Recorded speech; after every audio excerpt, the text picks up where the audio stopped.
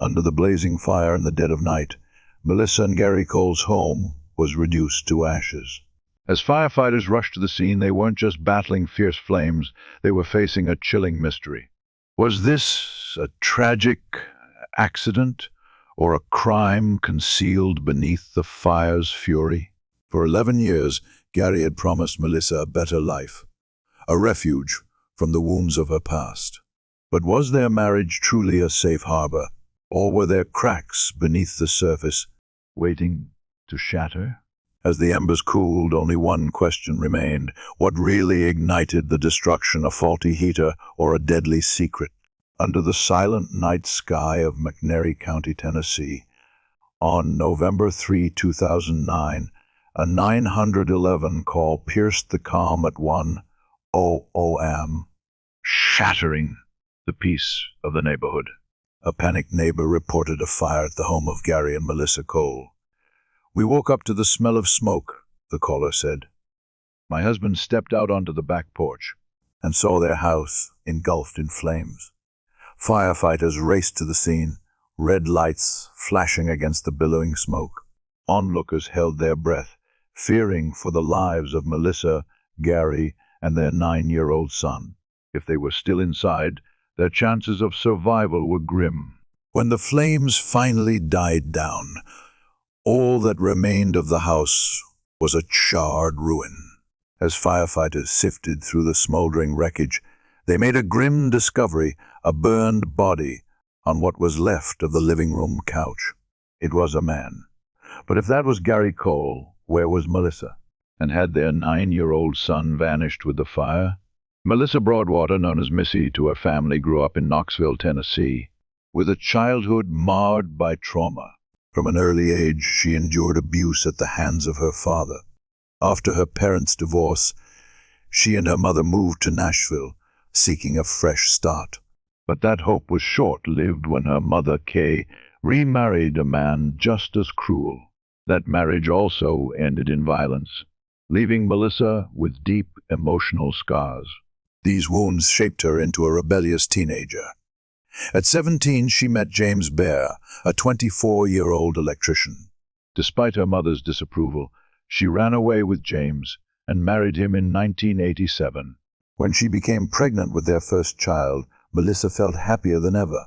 Their daughter was born in 1988, followed by a son 3 years later. For over a decade, Melissa devoted herself to being a full-time mother. By 1998, she decided to return to work and took a part-time job at the electrical company where James worked. But working together didn't bring them closer. James was nearing 40 while Melissa had just turned 30. They drifted apart, their love fading. Melissa felt neglected, isolated in her own marriage. Then a co-worker took notice of her, Gary Cole.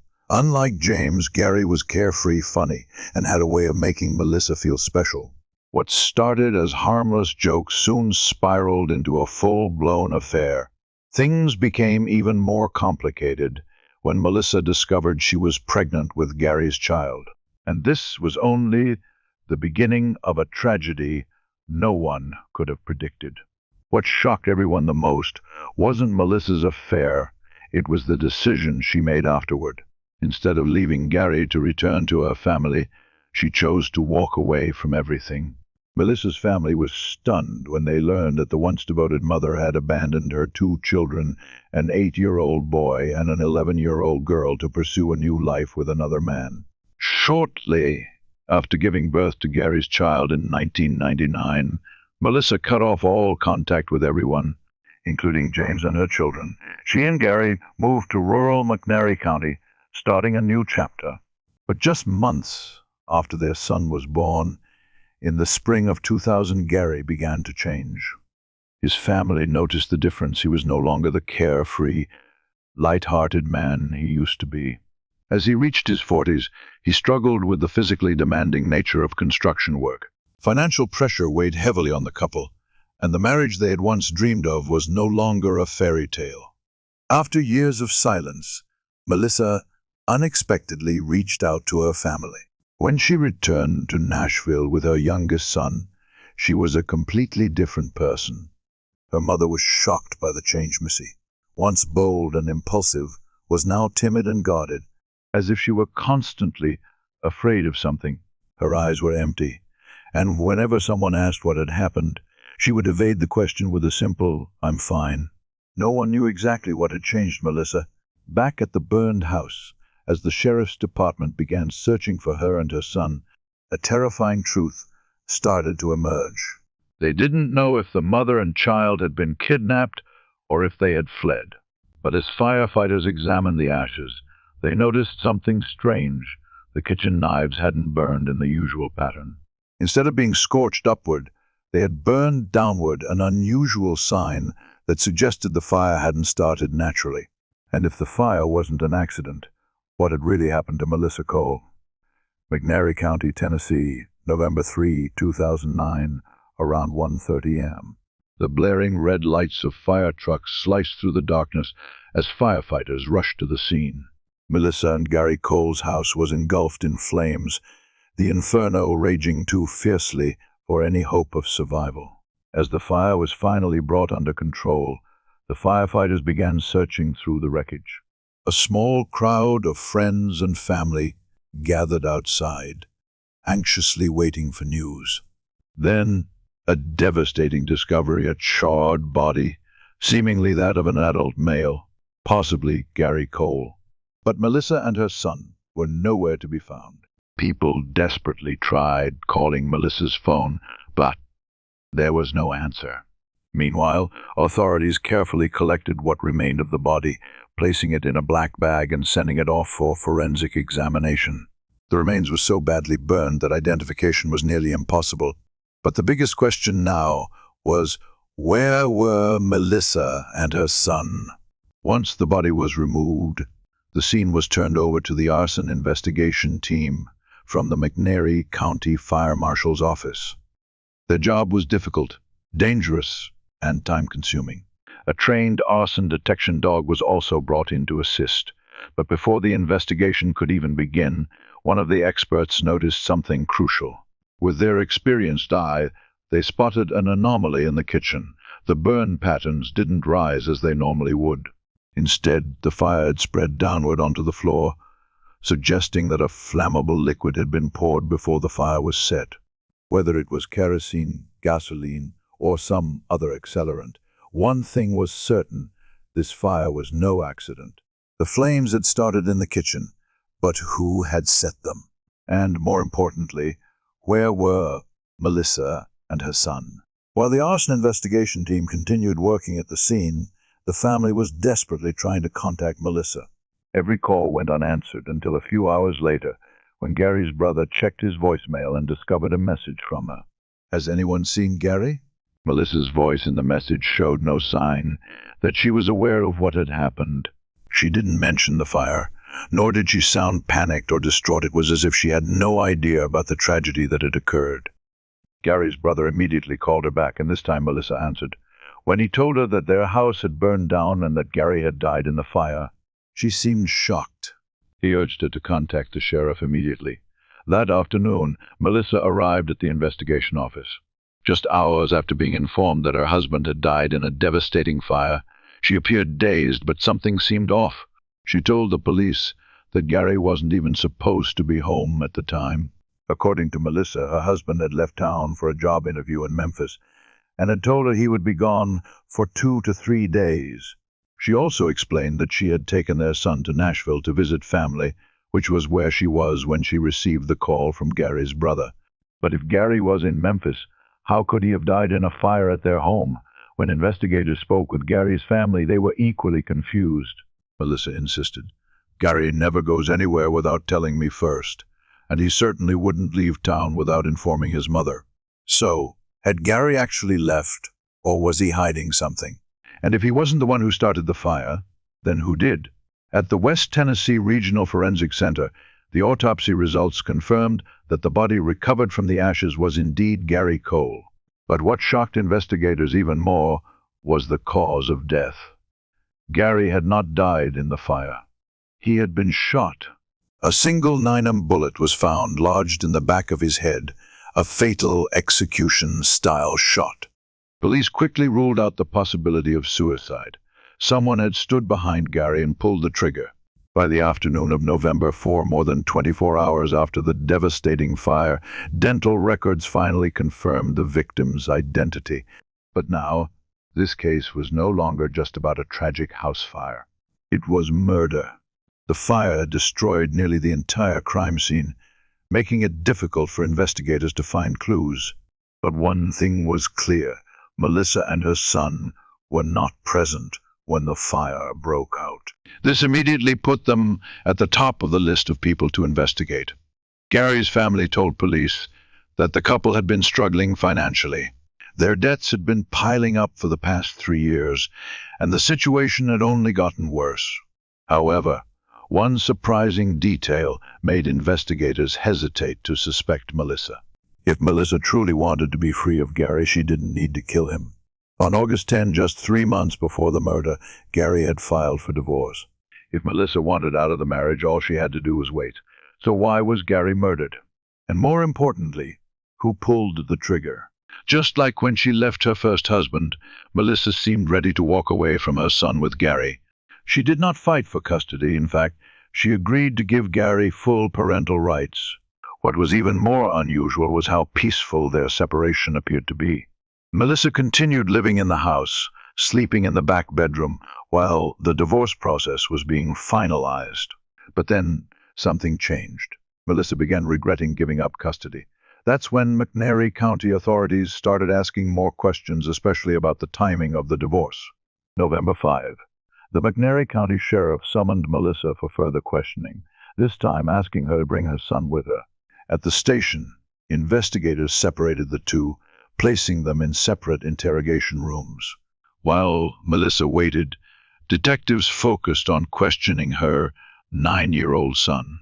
And then something unexpected happened. His story was completely different from his mother's. Contrary to what Melissa had told police, her son confirmed that his father was home that night. He also clearly remembered the night before the fire. On Sunday night, I was sleeping when I suddenly heard a loud bang. I woke up and ran out to see what had happened. Mom was standing there. I asked her what the noise was. She said she was wrapping Christmas presents and had accidentally dropped something. The police immediately knew this was a lie. Then, the boy continued, after that, I went back to bed. When I woke up the next morning, I saw Dad lying on the couch, completely covered by a blanket. I asked Mom what was wrong with him, and she said he was sick and told me not to touch him. Then she took me out for the whole day shopping. Mom told me to stay in the car while she bought things like a mop and cleaning supplies. The boy did not fully understand what had happened. But based on his story, investigators formed a terrifying theory. Melissa may have tried to clean up the crime scene, but her 9-year-old son had been there the entire time. After completing the interrogation with the son, the investigators entered Melissa's interrogation room. But this time, the atmosphere was completely different. It was no longer a casual conversation like 2 days before they directly confronted Melissa with her son's testimony. Faced with mounting evidence, Melissa quickly broke down. With no way out, she was forced to confess the truth. According to Melissa's confession, on the morning of November 2, she and Gary had an argument while their son was still asleep. Initially, it was not a major fight, but the situation quickly escalated to a dangerous level. In a fit of rage, Gary stormed into the bedroom and then returned with a gun. Melissa claimed that Gary forced her to sit down in the living room, placed the gun on his lap, and threatened her. According to her, Gary suspected that she was reconsidering their custody agreement and planning to take their son away. After a tense standoff, Gary decided to put the gun back in the bedroom and returned to the sofa in the living room. Eventually, he fell asleep. At that moment, Melissa made her fateful decision. She believed she was in danger, that she knew exactly what kind of person Gary was, and that she needed to protect herself. She walked into the bedroom, took Gary's gun, and then returned to the living room. As Gary slept soundly on the sofa, Melissa raised the gun and pulled the trigger. Gary Cole died instantly. Although she admitted to shooting her husband, Melissa denied setting the house on fire. She said, "I didn't set the fire." "I don't think so." This vague statement raised suspicions among investigators. She neither fully denied her involvement in the arson, nor took responsibility for it. However, the fact that Melissa had killed her husband was undeniable. As soon as the interrogation ended, the sheriff's deputies entered the room and arrested Melissa on charges of murder. The trial begins nearly a year after Gary Cole's body was discovered in the smoldering remains of their home. 42-year-old Melissa Cole walked into the courtroom to face charges of murdering her husband. According to the prosecution, this was neither an accident nor an act of self-defense. They argued that Melissa had planned the murder to secure custody of her son, with their divorce set to be finalized in just 1 week. That fateful night, instead of allowing the legal system to determine the outcome, she picked up a gun, aimed it at the back of Gary's head, and pulled the trigger. Prosecutors charged her with first-degree murder and opened the trial with testimony from fire investigators who uncovered multiple signs that the house had been deliberately set ablaze to cover up the crime. However, the most crucial witness was none other than their 10-year-old son, who recounted the mysterious noises that night and his mother's strange behavior afterward. In contrast to the prosecution's accusations, Melissa did not deny shooting Gary, but she insisted it was an act of self-defense. She testified that for years, Gary had physically, emotionally, and sexually abused her, controlling every aspect of her life. On the morning of November 2, 2009, she claimed that Gary threatened her with a gun, forcing her to act first to protect herself. But one critical question remained. If she was truly an abused wife, why not wait just 1 more week for the divorce instead of killing her husband? Was it desperation or a calculated plan? Was she a victim or a murderer? The answer would be decided in the courtroom. October 7, 2010, the verdict inside a McNairy County courtroom in Tennessee. Melissa Cole sat in silence, awaiting her fate. The 42-year-old woman stood accused of shooting Gary Cole in the head, then setting their house on fire to conceal the crime. Throughout the trial, Melissa never denied pulling the trigger but maintained that she had done so as a battered woman fighting for her life. However, the jury remained unconvinced. In their final verdict, they found her guilty of murder, though not first-degree murder as originally charged. Instead, they convicted her of second-degree murder, acknowledging the killing was intentional but lacked the premeditation required for a first-degree charge. Additionally, the jury found her guilty of arson and evidence tampering. In the end, the judge sentenced Melissa to 25 years in prison, 21 years for second-degree murder, 4 years for arson. As the sentence was read aloud, Gary Cole's family breathed a sigh of relief, believing justice had finally been served. But for Melissa, was this truly punishment or just the next chapter in the tragedy of her life? As the sun rose over the peaceful suburbs of Fairfield, New Jersey, a shocking tragedy began to unfold. An elderly mother, who had once been the emotional cornerstone of the entire family, was discovered lying motionless on the cold floor. At first glance, her death seemed to be a suicide, but the truth is always harsher than we expect. When the police arrived at the scene, they had no idea that they were about to uncover a dark secret, a story of greed, betrayal, and an unforgivable crime. And the perpetrator none other than the victim's closest relative. What truly happened on that fateful morning? Was this a meticulously planned murder, or just a moment of impulsive regret? The answer will send a chill down your spine. On July 23, 2009, in Fairfield, New Jersey, a tragedy struck in a quiet suburban home. Tina Loney and her husband, Christopher, seemed to be enjoying a stable and fulfilling life. They were capable of taking care of Tina's elderly mother, but everything suddenly collapsed. One fateful morning, Christopher was horrified to find his mother-in-law lying motionless on the floor, cold to the touch. At first glance, it appeared to be a suicide, but authorities were unsure. The investigation later uncovered a shocking truth. Tina Loney, the seemingly perfect woman, was living a double life. And the most horrifying part, The victim was her own mother. On July 23, 2009, in Fairfield, New Jersey, a small, peaceful town, at 9:00 a.m., the 911 operator received a frantic call. "My wife just found her mother on the floor. She's in critical condition. We need an ambulance right away." Within 10 minutes, the police and emergency medical team arrived at the scene. Upon arrival, they saw Christopher Loney and his wife Tina anxiously waiting at the entrance to her mother's apartment, a small space located in the basement of the house. Tina, with red eyes and sobbing, told the police that she had found 81-year-old Marie Zotti lying motionless on the floor. Immediately, an officer requested Tina to lead them to where Marie was. As they approached the body, one officer bent down, placing 2 fingers on her wrist to check for a pulse. And then he slowly raised his head, confirming a chilling truth. Marie Zotti was dead. Marie Zotti was cold to the touch. There was blood around her head, which could suggest that the 81-year-old woman had suffered an accident, possibly a heart attack, causing her to fall face first onto the floor, resulting in a bleeding wound. But when the police gently turned her body over, they made a shocking discovery. This was not a natural death. Tightly wrapped around her neck was a necktie. A suicide?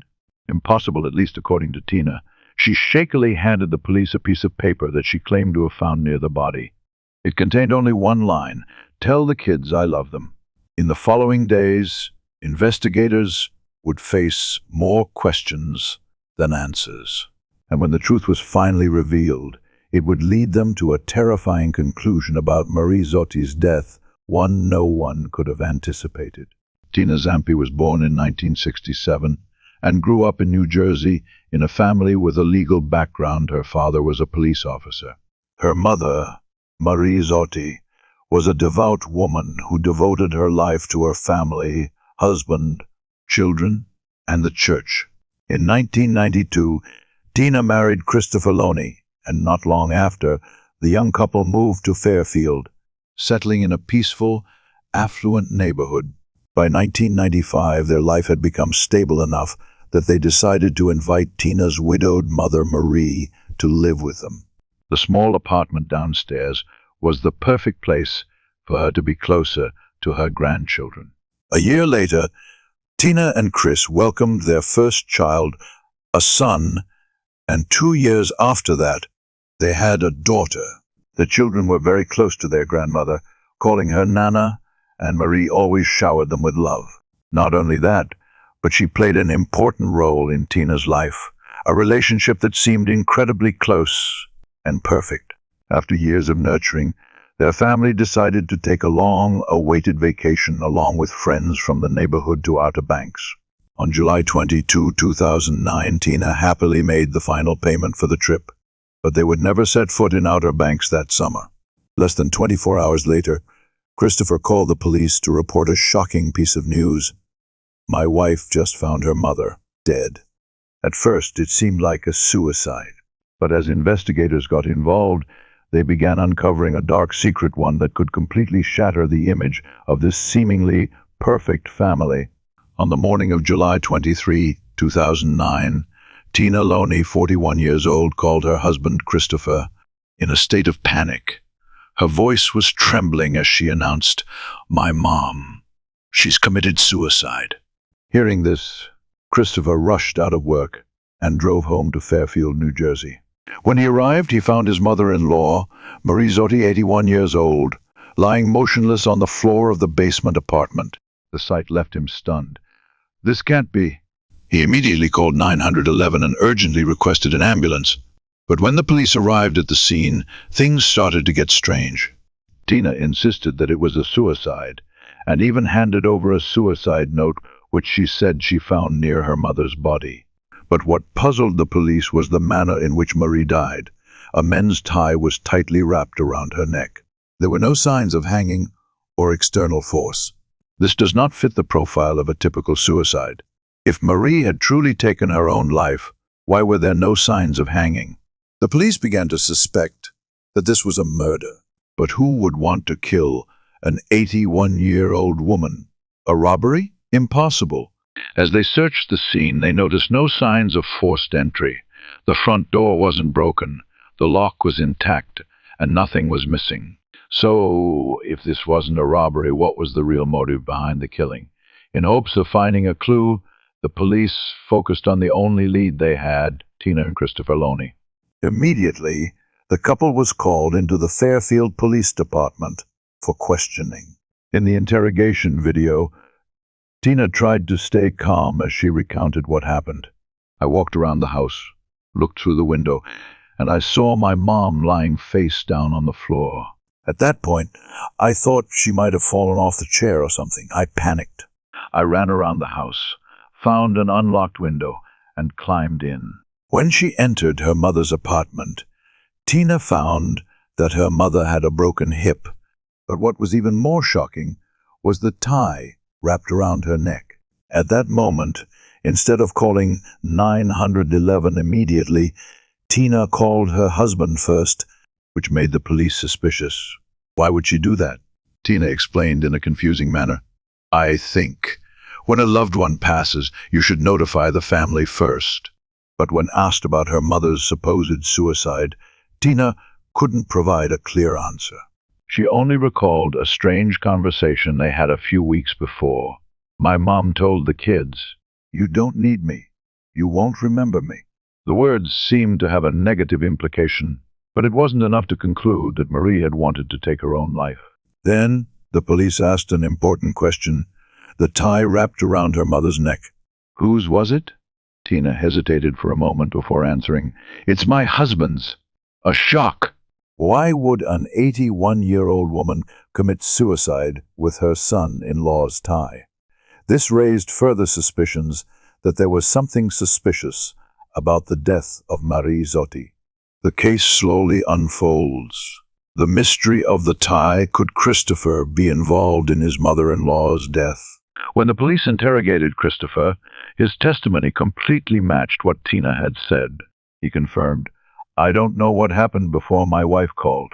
When I got there, my mother-in-law was dead, and Tina had covered her up. All I know is what my wife told me. But the investigators weren't easily convinced. When the autopsy results were released, everything became clearer. Marie Zotti did not commit suicide. She was murdered. The examination showed that the cause of death was strangulation. She couldn't have suffocated herself with the tie, and there were no signs of hanging. Someone had strangled her to death. Her broken ribs indicated a struggle or violence, and the time of death was one day before Tina reported it to the police. What does that mean? Marie Zotti had been dead since Wednesday morning, yet Tina and Christopher went about their day, apparently unaware that a dead body was downstairs. That seemed implausible. New clues. The Loney family's secret. The police began to investigate the Loney family's life in more detail. They uncovered a shocking truth. The electricity had been cut off for months due to unpaid bills. Marie was being sued for credit card debt. The house was facing foreclosure, and the family was in a severe financial crisis. Could Marie's death be related to financial issues? Tina Loney disappears. A shocking twist on Friday afternoon. Just as the police were preparing to summon Tina for a second round of questioning, Christopher walked into the police station with a shocking announcement. My wife is missing. What was going on? Tina had disappeared just as the police were about to question her again. Soon, investigators would pressure Tina to face the truth, and she would reveal a shocking secret. July 24, 2009, more than 24 hours since Tina and Christopher reported Marie Zotti's death to the police. Initially, everything seemed like a suicide. Tina testified. She found her mother dead in the basement, and then called her husband, Christopher. He was working, and after receiving the news, he rushed home and called the police. But the investigators had an important task. Was this a murder or truly a suicide? The autopsy results provided the answer. Marie did not commit suicide. She was murdered. And the suicide note no longer made sense. Before the police could interrogate Tina again, something unexpected happened. Christopher walked into the police station and reported, My wife is missing. Tina had disappeared just when the investigation was about to make a breakthrough. What was she running from? Soon, the investigators would follow the trail to uncover the horrifying truth behind this case. Morning of July 24, 2009, Tina Loney suddenly disappears. Christopher's testimony. The whole family had spent the night at his sister's house, and no one slept well after the tragedy. Tina looked distressed, anxious, and almost in shock. At 6 a.m., both of them woke up. At 6:15 a.m., Tina said she wanted to go shopping. Christopher offered to go with her, but she firmly refused. After that, Tina disappeared without a trace. Christopher, worried, called a friend and spent hours driving around town looking for her. There was no sign of Tina, and fearing she might do something reckless, Christopher decided to call the police. But the investigators had another theory. If Tina was the murderer, was Christopher hiding the truth for her? If Christopher were the killer, had he done something to Tina as well? Interrogation room. Christopher investigated. He was questioned about the family's life, particularly the financial problems. The police discovered that Christopher had no idea about the massive debt Tina had pushed the family into. He was shocked to learn that they were going bankrupt. Shocking statement from the police. Tina Loney is now the primary suspect in the murder of her mother. But why would she kill her own mother? Does the family's financial crisis have anything to do with this case? The most important thing right now is to find Tina before it's too late. The search for Tina was unsuccessful, but an important clue emerged.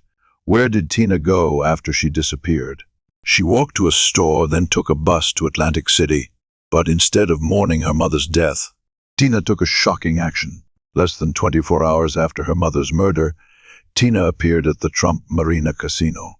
Security cameras recorded her playing slot machines on the boardwalk. The police followed the trail, but when they arrived, Tina had disappeared. The trail grew cold. However, Fairfield police received an emergency 911 call. Could this be the breakthrough to uncover the truth? Why did Tina go to the casino? Where did the family's money go? The truth was about to be revealed. On July 27, 2009, an emergency call from a citizen walking his dog helped police find Tina Loney. She was walking on Long Acres Road, and in her purse, investigators found suicide notes addressed to her husband, Christopher. The truth began to unfold. Just an hour after her arrest, Tina sat in front of the camera, ready to reveal the entire truth. Do you want me to tell you what happened to my mother? An open-ended, ominous question from Tina. Tina confessed to killing her mother. She recalled the heartbreaking details of how she killed Marie. The first used the tie to strangle my mother to death. A shocking twist. Tina's confession not only involved the death of her mother, but also revealed a huge secret. She had been having an affair. Christopher had no idea about his wife's extramarital affair and was completely unaware of the murder. The deception was exposed.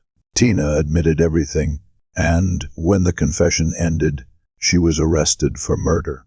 As Tina was taken to Essex County Jail, Christopher was still grappling with the horrifying truth about his wife and mother.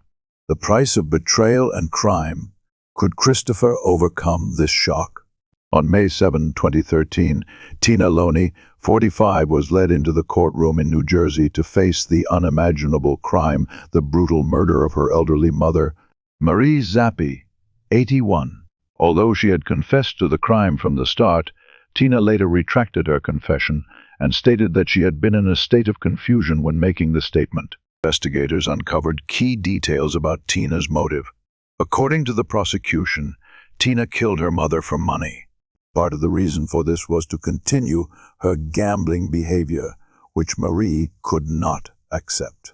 The financial motive behind the crime. After investigation, it was revealed that Tina was deeply in debt and needed money to pay off the debts and continue gambling at casinos. Trial verdict. The jury reached a verdict at the end of the trial, and Tina Loney was found guilty of murder. She was sentenced to 40 years in prison for killing her mother to seize her money. a shocking crime that stunned the community, as no one could believe that a daughter would be willing to kill her own mother just for money to feed her gambling habit. This case left an indelible wound in the hearts of Marie Zappi's family and friends. Tina Loney now faces a harsh sentence for her heinous crime. A broken family, a brutal murder, and secrets gradually uncovered.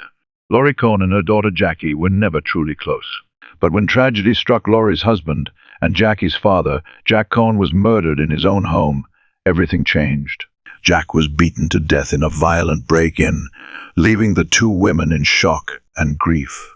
At first, the loss seemed to bring them closer, but soon doubts arose and suspicion crept into every conversation. As their relationship fractured, they began to turn against each other. Who was truly behind the murder? As fingers point and accusations fly, the police must unravel buried secrets to uncover the truth. And in moments of desperation, people are capable of things no one could ever imagine. San Bernardino, California to OM, April 2, 2012. A 911 call pierced the quiet night. Jackie Cohn, 23, trembled as she dialed, fearing for her father, Jack Cohn, 64. She and her mother, Laurie Cohn, 47, had just returned home to a horrifying scene, the front door wide open, Jack's truck missing. As Jackie tried to explain the situation to the dispatcher, Laurie rushed inside. Seconds later, she returned, her face pale, snatching the phone from her daughter's hand. Her voice shook with panic. "I can't find my husband." Still holding the phone, Laurie ventured deeper into the dark house, stepping into the back bedroom. She fumbled in the darkness, her eyes scanning the room until they stopped. Jack Cohn lay there, in a pool of blood, beaten to death. When police and paramedics arrived, they quickly realized there was nothing they could do to save Jack Cohn. He had been brutally beaten to death, his hands and feet tightly bound with rope and duct tape, his body covered in wounds. The room reeked of blood, bearing the marks of a violent attack. Jack was not just an ordinary man. He was a licensed gun dealer who owned hundreds of firearms in his home. And now he was dead. At the scene, the police quickly separated Laurie and Jackie for questioning. Laurie, still in shock, said that she and her daughter had been gambling at the casino all night. When they returned home, they found the front door wide open and Jack lying motionless on the bedroom floor. Sitting on the grass in front of the house, Laurie sobbed, her voice breaking as she spoke of her late husband. "He was my best friend." Born in 1965 in California, Laurie Jean Gibson was not the type of woman to easily break down in tears. She was confident, tough, a woman who had learned to survive from a young age. Laurie grew up in poverty and started working at 15 to support herself. But her life truly hit rock bottom in 1984 when she had nowhere to go and not a single penny to her name. At just 19 years old, she wandered through San Bernardino, taking odd jobs to survive. A friend took her in, offering her shelter and even hiring her for household tasks. It was during this time that Laurie met her friend's older brother, a man who would change her life forever. Jack Cohn was 17 years older than Laurie and a modestly successful man. He ran a TV repair shop in San Bernardino, where many locals had brought their televisions for servicing. In addition, Jack was a licensed firearms dealer, a business that provided him with a steady income. He was funny, kind, and generous. Despite his stable career, Jack remained single at 36 until he met Laurie. That changed quickly. Just weeks after they met, Laurie moved in with Jack at his home, which doubled as his repair shop. Jack provided her with a place to stay, and in return, Laurie helped out at the store, answering calls and assisting with daily tasks. What began as an employer-employee relationship soon turned into something more. In 1989, they welcomed their daughter, Jackie, their only child. She became the bond that brought Laurie and Jack closer than ever. Jack adored Jackie, spoiling her unconditionally. As Jackie started school, Laurie took on a bigger role in helping Jack expand his business. Over a decade together, their marriage seemed solid and stable. But even as life appeared peaceful, Cracks began to form, especially in Laurie's relationship with her daughter. Jackie, once a daddy's girl, became a rebellious teenager. She got into trouble at school, struggled with authority, and, most notably, had a strained relationship with her mother. While Jack continued to indulge his daughter, Laurie felt increasingly pushed aside, fueling tensions between husband and wife. In the years that followed, Jackie's life spiraled out of control. She married young, had several children, but her marriage failed. Eventually, she turned to drugs, not just using methamphetamine, but also dealing it. In early 2012, Jackie was arrested. Jack was devastated to see his daughter handcuffed and taken away by the police. But when she was released at the end of March, the aging father welcomed her back with open arms, continuing to care for her without hesitation. Surprisingly, this time, even Laurie seemed happy to have Jackie back. She decided to put past conflicts aside and invited her daughter out for a night together. The two spent the entire night at the casino, but as they drove home at 4 a.m. on April 2, 2012, a horrifying tragedy awaited them. In the early hours of April 2, 2012, in San Bernardino, California, Laurie Cohn discovered her husband, Jack Cohn, beaten to death inside their home. A brutal murder, but was it a robbery gone wrong or something far darker? When police arrived at the scene, all initial signs pointed to a violent break-in. Someone had entered the house in the middle of the night and encountered Jack. But it seemed the intruders weren't just after ordinary valuables. Jack wasn't just a TV and satellite repairman. He was also a licensed gun dealer who owned hundreds of firearms. In an area rife with gang activity that made him a particularly dangerous target, Jack was not a careless man. He was extremely cautious about protecting his assets and his life.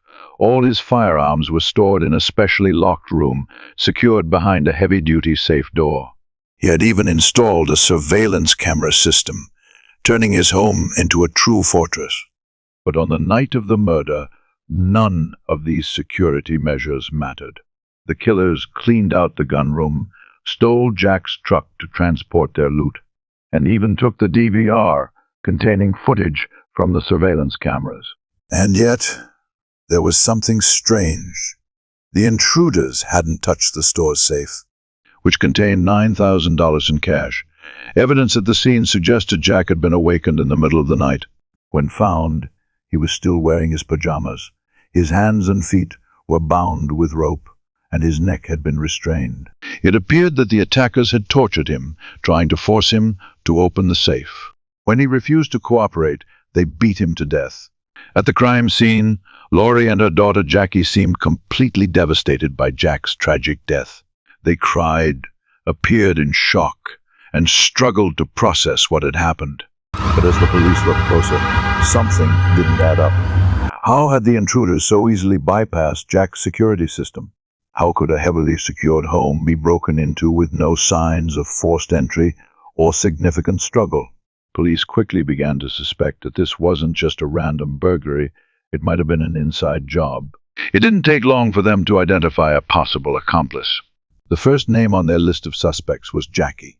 Early information suggested that Jackie might have leaked details about her father's security system to some acquaintances, leading them directly to the house on that fateful night while she and her mother were away. Laurie appeared shocked and confused when she heard this theory. She cooperated with the police, even admitting that she had her own doubts about her daughter. Jackie had a criminal record, a history of drug addiction, and had been involved in multiple troubles before. But when detectives asked Laurie point-blank whether she believed Jackie could have killed her own father, she hesitated. After a moment of silence, Laurie finally said, "She's still Jack's daughter. I don't think she could do it. Even if Jackie was somehow involved, there was a major problem. She had an alibi." Laurie insisted that the two of them had been gambling at the casino all night.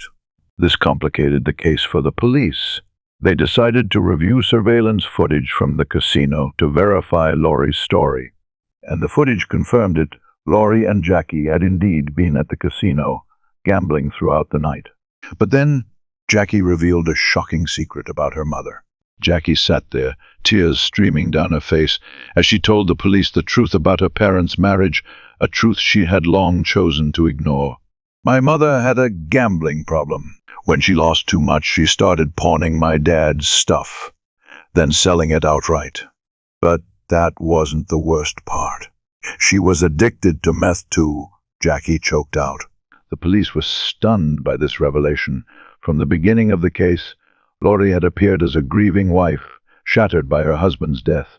But if what Jackie said was true, Laurie wasn't just a heartbroken widow, she was a woman hiding dark secrets. Jackie continued, "My dad knew about the gambling. They fought about it all the time. But things got worse when my mom lost too much money. He worked so hard his whole life, but she just threw it all away at the casino. The fights got worse, and I think she wanted to get rid of him." The officers listened intently as the pieces of the case started to come together. Could Laurie have been behind Jack's murder? Had she arranged for someone to kill him to cover up her debts and addiction? Jackie had just exposed a completely different narrative, one that could turn Laurie from a witness into a suspect. She recalled a moment that now sent chills down her spine, seeing the name Shauna Bayliss appear on her mother's phone screen, a name tied to a world of crime and drugs. "Shauna called my mom and asked about Jack's keys," Jackie said, her voice trembling. The police immediately understood the significance of this detail. If Shauna had called Laurie to ask about the keys, it was highly likely that Laurie had given them access to Jack's house. And if that was true, this wasn't a random burglary, it was a planned robbery with Laurie's involvement. Jackie went on, "My mom got involved with those people after my dad kicked her out. She had no money, nowhere to go, and they gave her a place to stay in exchange for drugs." The police started piecing the timeline together. Jack had finally had enough and kicked Laurie out of the house. Homeless and desperate, Laurie fell in with criminals and addicts. Over time, she became entangled with them. When Jackie was released from jail, Laurie wanted to mend their relationship, so she took her daughter out for the night on the same night Jack was murdered. But on their way home, Laurie received a call from Shauna, a woman connected to dangerous criminals. If Jackie was telling the truth, Jack's murder wasn't an accident. It was a carefully planned crime. The only question that remained, was Laurie just a pawn in this scheme, or had she orchestrated the entire plan to have her husband killed? On April 4, 2012, more than 48 hours after she called 911 and reported that Jack was dead, police arrested Laurie Cohn for conspiracy to commit murder. That same day, officers knocked on the door of Shauna Bayliss. Just as investigators were handcuffing Shauna, an unidentified man bolted from the back of her house and jumped into a swimming pool. Police pulled him out and identified him as a criminal named Gary Gallion. Once in custody, Gary refused to speak, but Shauna did. She gave up names, revealed key details, and started with a confession, openly admitting her involvement. Shauna stated that Laurie was furious and devastated after Jack kicked her out of the house. That's when she and Gary began plotting the robbery. Shauna also claimed that Laurie had told Gary exactly how to disable Jack's security system. "The first thing you do when you get inside that room is take the DVR," Laurie allegedly instructed. On the night of April 1, Laurie went to a casino to establish an alibi. She was there with her daughter, while Shauna drove Gary to Jack's store. Gary was supposed to steal Jack's truck for his getaway, but the plan hit a snag. Frustrated, he called Shauna and said, "Hey, the gate is locked." Shauna then called Laurie and asked which of Jack's many keys would open the gate. "The green one," Laurie replied. According to Shauna, not long after, Gary arrived at her house with Jack's stolen truck, loaded with stolen goods, TVs, rifles, and more. It was only then, Shauna claimed, that Gary told her Jack had been murdered. On February 26, 2013, at the San Bernardino County Court, Laurie Cohn and Gary Gallion officially stood trial for murder. Both were charged with the killing of Jack Cohn, Laurie's husband, in April of the previous year. Prosecutors argued that Laurie harbored deep resentment after being thrown out of the house, which ultimately drove her to plan her husband's murder. The third accomplice in the conspiracy, Shauna Bayliss, pleaded guilty and cooperated with the authorities. She testified that Laurie had approached her for help in finding someone to carry out the burglary, and that person was none other than Gary Gallion. During the 9 months Laurie was in custody awaiting trial, she changed so drastically that friends and former neighbors barely recognized her. She had lost significant weight and appeared gaunt and pale. The most shocking testimony came from Laurie's daughter, Jackie. Standing before the jury, Jackie recounted how her mother was a compulsive gambler, drowning in debt, and had been kicked out of the house just months before Jack was murdered. Prosecutors argued that this was the breaking point that led Laurie to hatch her deadly plan. Shauna also testified in court, detailing Laurie's involvement from recruiting Gary for the burglary to instructing him on how to bypass Jack's security system. According to Shauna, Laurie made it clear that the first priority was to seize the DVR, ensuring no evidence was left behind. However, Gary made a critical mistake. He hid the DVR in a trash bin near a liquor store in San Bernardino. Police later found it completely intact. Though the footage did not capture Jack's murder, it clearly showed Gary breaking into Jack's gunroom. This meant he had not covered his face or attempted to conceal his identity.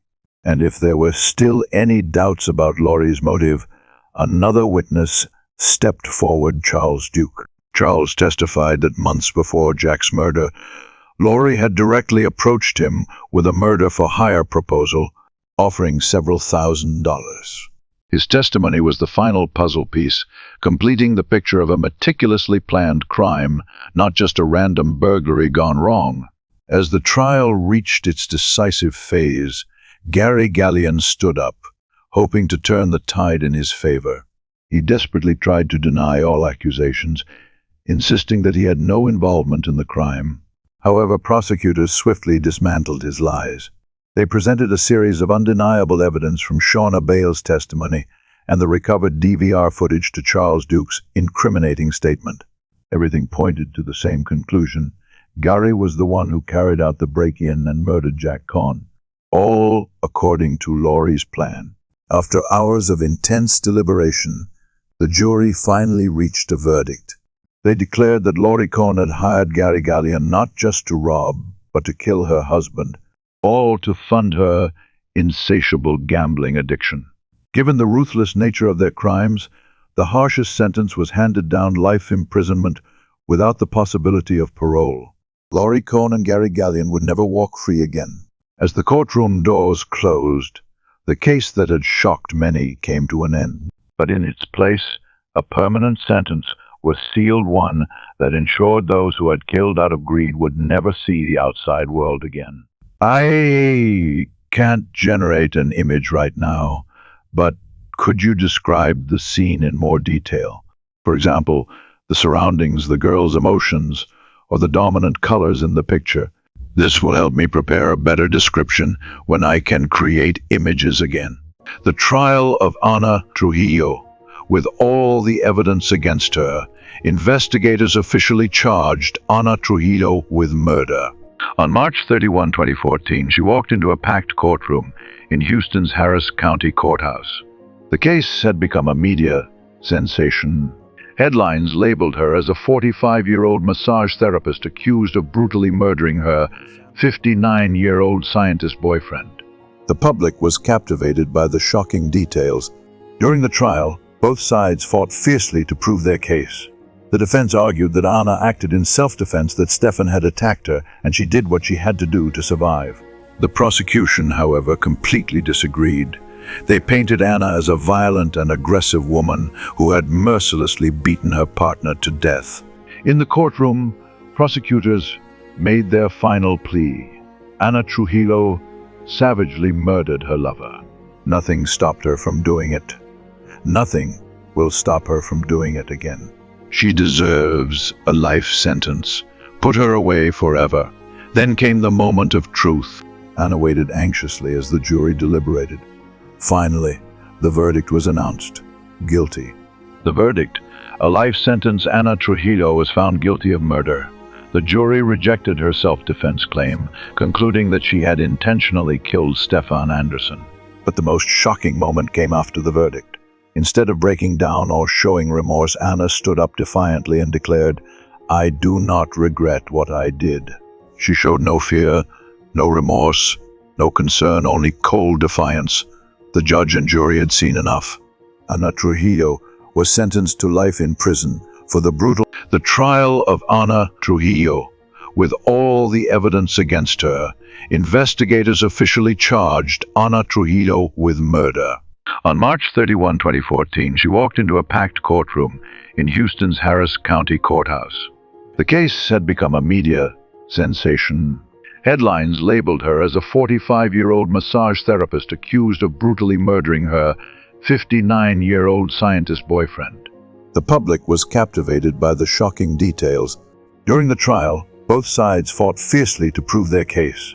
The defense argued that Ana acted in self-defense, that Stefan had attacked her, and she did what she had to do to survive. The prosecution, however, completely disagreed. They painted Ana as a violent and aggressive woman who had mercilessly beaten her partner to death. In the courtroom, prosecutors made their final plea. Ana Trujillo savagely murdered her lover. Nothing stopped her from doing it. Nothing will stop her from doing it again. She deserves a life sentence. Put her away forever. Then came the moment of truth. Ana waited anxiously as the jury deliberated. Finally, the verdict was announced. Guilty. The verdict: a life sentence. Ana Trujillo was found guilty of murder. The jury rejected her self-defense claim, concluding that she had intentionally killed Stefan Anderson. But the most shocking moment came after the verdict. Instead of breaking down or showing remorse, Ana stood up defiantly and declared, "I do not regret what I did." She showed no fear, no remorse, no concern, only cold defiance. The judge and jury had seen enough. Ana Trujillo was sentenced to life in prison for the brutal murder of Stefan Anderson. Her weapon of choice? A 5.5-inch high, heeled shoe, a murder so shocking that it left an entire city in disbelief. Bananoy, type tok chat GPT, tuanoy. That was the final part of the story. Ana Trujillo was sentenced to life in prison for the murder of Stefan Anderson. After the trial, the case continued to attract public attention due to its bizarre nature, a high-heeled shoe used as a deadly weapon. Many people debated whether Ana had truly acted in self-defense or if she was a cold-blooded killer. Despite her conviction, the trial of Ana Trujillo, with all the evidence against her, investigators officially charged Ana Trujillo with murder. On March 31, 2014, she walked into a packed courtroom in Houston's Harris County Courthouse. The case had become a media sensation. Headlines labeled her as a 45-year-old massage therapist accused of brutally murdering her 59-year-old scientist boyfriend. The public was captivated by the shocking details. During the trial, both sides fought fiercely to prove their case. The defense argued that Ana acted in self-defense, that Stefan had attacked her, and she did what she had to do to survive. The prosecution, however, completely disagreed. They painted Ana as a violent and aggressive woman who had mercilessly beaten her partner to death. In the courtroom, prosecutors made their final plea. Ana Trujillo savagely murdered her lover. Nothing stopped her from doing it. Nothing will stop her from doing it again. She deserves a life sentence. Put her away forever. Then came the moment of truth. Ana waited anxiously as the jury deliberated. Finally, the verdict was announced. Guilty. The verdict: a life sentence. Ana Trujillo was found guilty of murder. The jury rejected her self-defense claim, concluding that she had intentionally killed Stefan Anderson. But the most shocking moment came after the verdict. Instead of breaking down or showing remorse, Ana stood up defiantly and declared, "I do not regret what I did." She showed no fear, no remorse, no concern, only cold defiance. The judge and jury had seen enough. Ana Trujillo was sentenced to life in prison for the brutal murder of Stefan Anderson. Her weapon of choice? A 5.5-inch high, heeled shoe, a murder so shocking that it left an entire city in disbelief. Bananoy, type tok chat GPT, tuanoy. That was the final part of the story. Ana Trujillo was sentenced to life in prison for the murder of Stefan Anderson. After the trial, the case continued to attract public attention due to its bizarre nature, a high-heeled shoe used as a deadly weapon.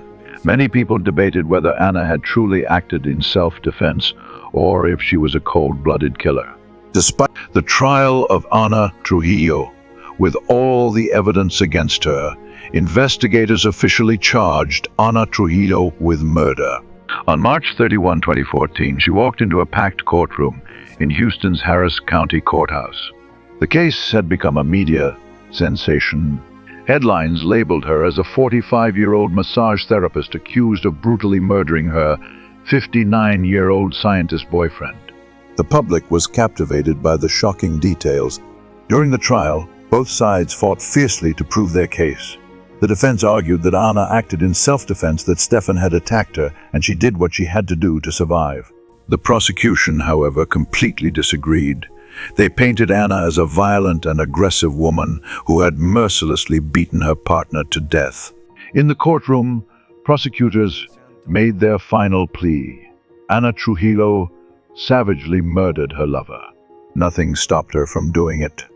Nothing will stop her from doing it again. She deserves a life sentence. Put her away forever. Then came the moment of truth. Anna waited anxiously as the jury deliberated. Finally, the verdict was announced. Guilty.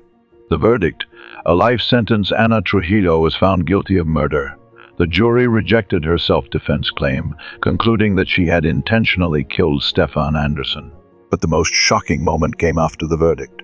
Instead of breaking down or showing remorse, Anna stood up defiantly and declared, "I do not regret what I did."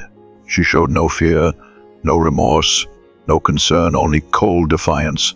The judge and jury had seen enough.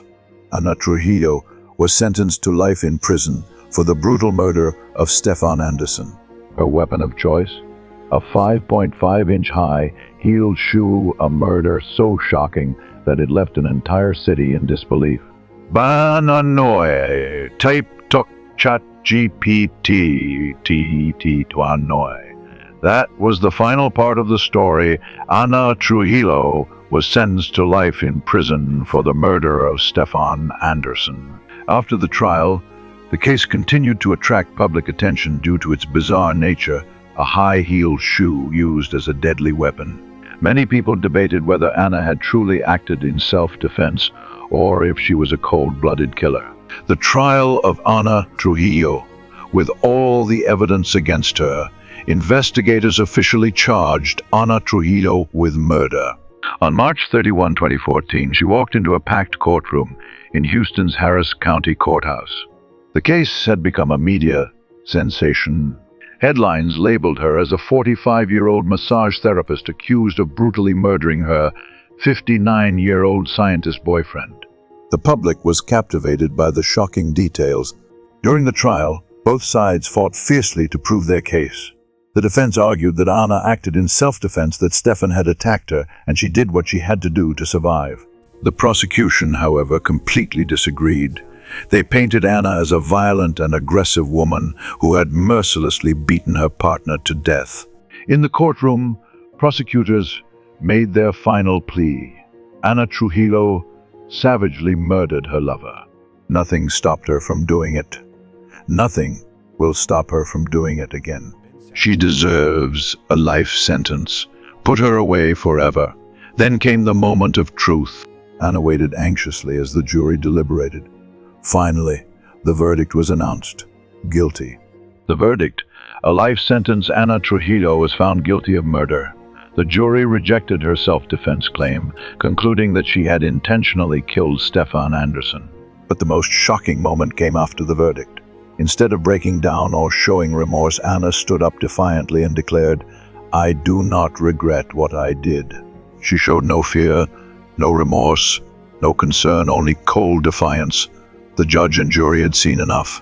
Ana Trujillo was sentenced to life in prison for the brutal murder of Stefan Anderson. Her weapon of choice? A 5.5-inch high, heeled shoe, a murder so shocking that it left an entire city in disbelief.